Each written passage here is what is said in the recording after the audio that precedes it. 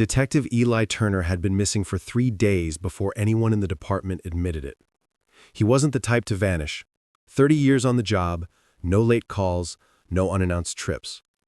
But when he failed to report for a morning briefing, the silence started to feel wrong.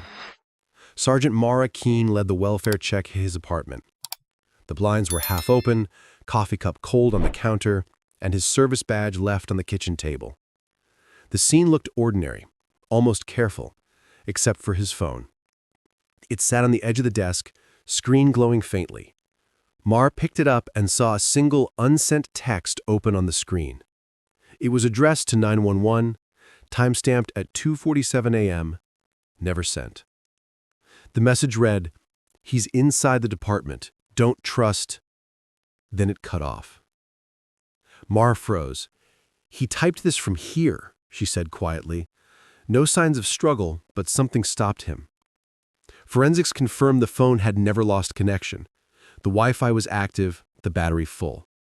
He had started the message and never pressed send. By afternoon, the precinct cyber unit traced the phone's last GPS ping, not from his apartment, but from inside the police headquarters itself, 2 floors below the evidence room. Captain Harlow ordered the department into lockdown for the first time in 10 years. "No one leaves until we know if Turner's still in this building," he said. Mar opened the last few files Eli had worked on. Internal audits, corruption cases, old chain of custody reports. One name appeared again and again. Unit 5B. The department's off-record task division, disbanded years ago. She opened his notes. The last entry was short. "If they find this, it's already too late. Look under 5B." That night, while the precinct buzzed with investigators searching for one of their own, Mara stared at the unfinished 911 text glowing on his phone screen. Someone had been inside his apartment that morning. Someone who didn't need to break in. The next morning, the precinct was quieter than usual. Half the officers avoided eye contact, the other half whispered theories. Detective Eli Turner wasn't just missing. Now his phone records showed signs of tampering after he disappeared. Sergeant Mara Keane reviewed the digital log again. No external access, the technician said. The message to 911 was typed here, but someone deleted other drafts remotely. They used his clearance level. Turner had top access, Mara said. Who else could override it? The tech hesitated. Only someone still using his old Unit 5B credentials. That name again.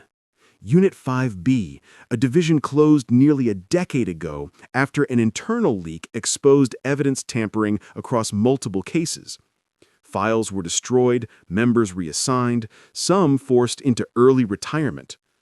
Turner had been one of the whistleblowers.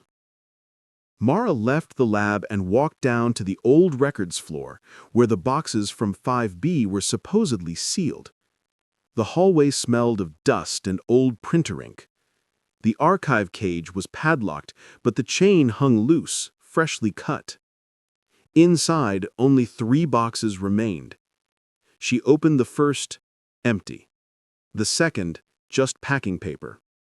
The third, full of printed transcripts labeled Internal Communications, Case Number 5B21. The top page was a printed copy of an email chain. Her name was in it. From Turner, E. To Keane, M. Subject, if they ask, tell them I found nothing. Timestamp, 2:46 a.m. The same minute as the drafted 911 message. Mara stepped back, pulse quickening. She'd never received that message. Her inbox had nothing from him in months. Behind her, the old office phone on the wall rang once, sharp and sudden. She stared at it. The line had been disconnected for years. It rang again. She lifted the receiver slowly. Silence.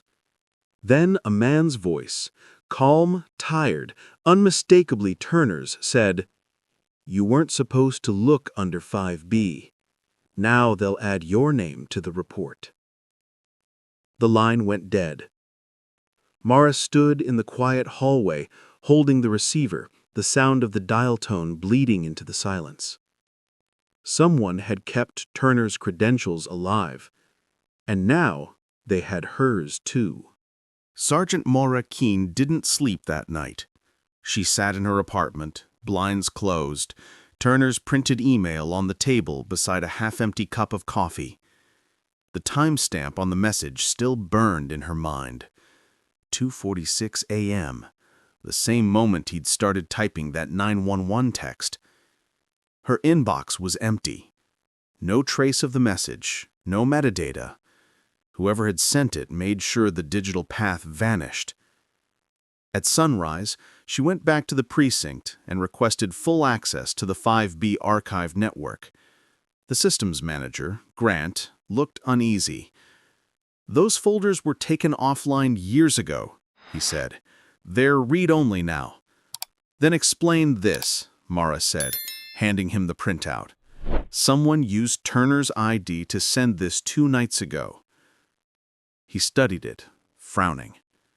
"That ID was retired after he left Internal Affairs. It shouldn't even function. Unless someone reactivated it." He sighed. "There's one way to check. The department mirror server logs all credential activity, even old ones, but it's stored in the off-site data center, the one Unit 5B used before it was shut down." Mara nodded. "Then that's where I'm going." By afternoon, she stood in front of the decommissioned data facility. The sign was half-rusted, the gate padlocked, but easy to bypass. Inside, the rows of dark monitors looked like tombstones for forgotten cases. She powered on the central console. The system hummed to life, lights flickering across its surface.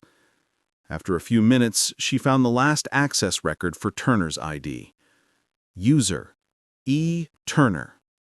Access location: Precinct Server 3A Evidence Room. Timestamp: 2:47 a.m.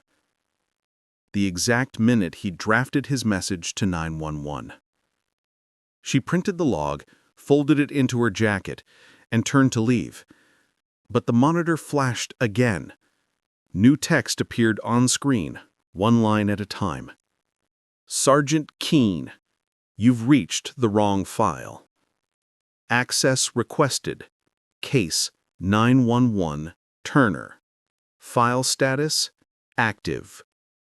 Her hand hovered over the keyboard. She hadn't typed a thing. Then another line appeared. "Message saved, not deleted." Her breath caught. "Where?" she whispered. The cursor blinked twice before answering. "Delivered to Internal Evidence Locker 5B, Compartment 3.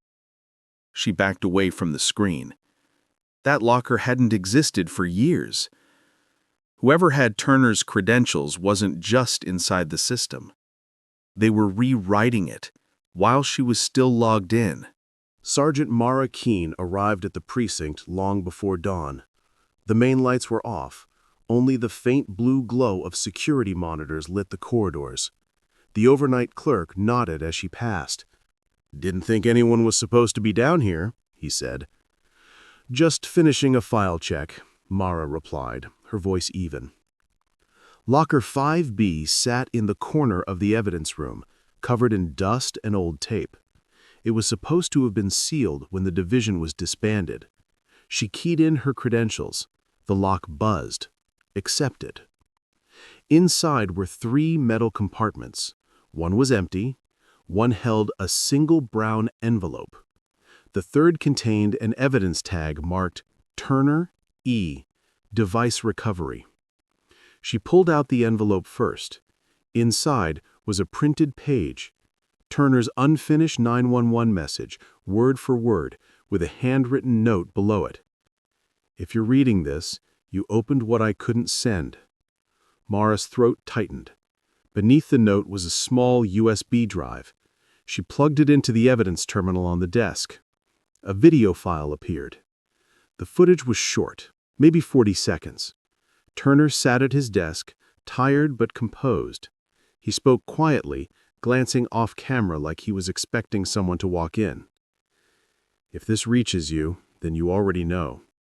Unit 5B didn't end.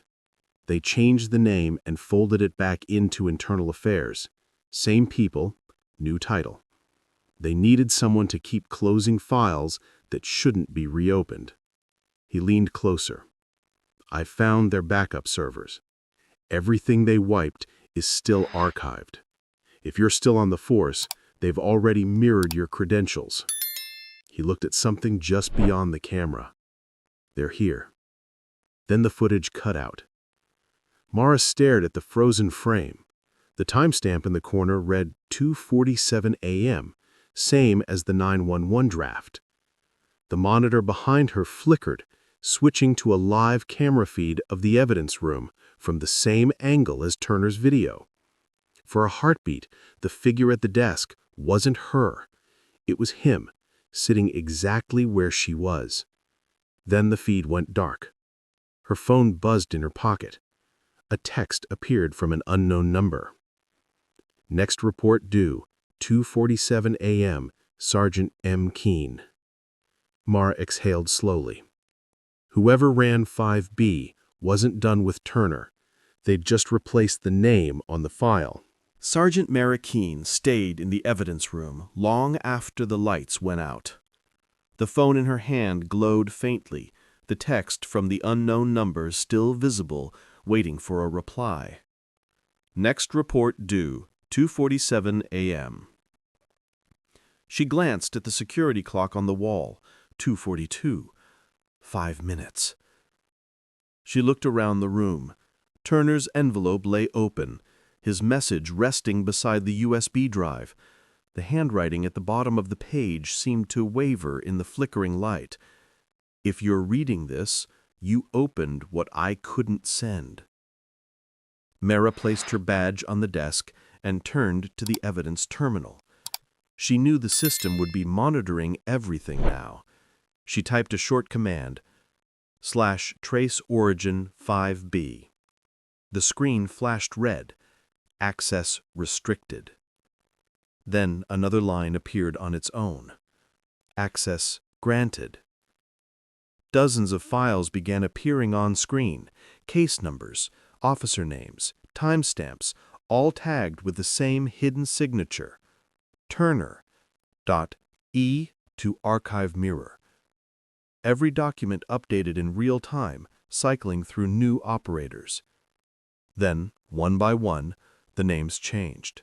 Turner to Keane. Mara's pulse raced. "You want me to take his place?" she whispered. The camera above the desk tilted slightly, as if acknowledging her. She picked up Turner's phone, still stored in an evidence bag. The 911 draft was open again, but now, below his unfinished line, a new sentence had appeared, written in her style. "He's inside the department. Don't trust anyone. They're using us to keep the system clean." The timestamp read 2:47 a.m. Mara hit send. The lights flickered once, then steadied. The computer screen cleared itself, leaving only one message. "Report received. Thank you, Sergeant Keane." She exhaled slowly and looked toward the dark glass of the security camera. "Now you have what you wanted. But so do I." When morning came, her desk was empty. Only her badge remained, resting on top of a printed case file. Case 5B22, internal review pending. Operator M. Keane. And on her office monitor, a notification blinked quietly at the bottom corner. New message draft created. 2. 911.